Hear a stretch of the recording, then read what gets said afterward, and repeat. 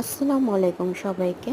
সবাই তো কম বেশি বিরিয়ানি রান্না করেছেন। তো আমি যেভাবে রান্না করি তা একটু আপনাদের সাথে শেয়ার করলাম।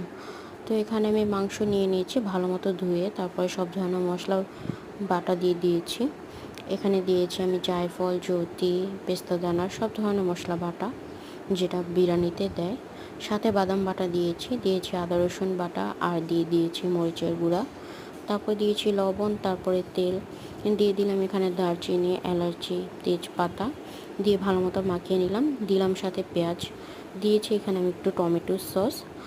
আর এখানে আমি ভালো মতো কষানোর পর মাংসটা করে নেব বিরিয়ানির জন্য। তারপর অন্য একটি পাতিলে আমি পোলাও করে নিব আলাদাভাবে। আর পোলাওর মধ্যে সব কিছু দিয়ে দেব। পোলাওর মধ্যে আমি দিয়েছিলাম এখানে দুধ, তারপর বাদাম বাটা, কাঁচামরিচ, সব কিছু দিয়েছিলাম। তারপরে এই তো দোনোটা মিক্স করে দিয়েছি, মিক্স করে দমে দিয়েছি। দমে দেওয়ার পর এই তো আমার বিরিয়ানি রেডি।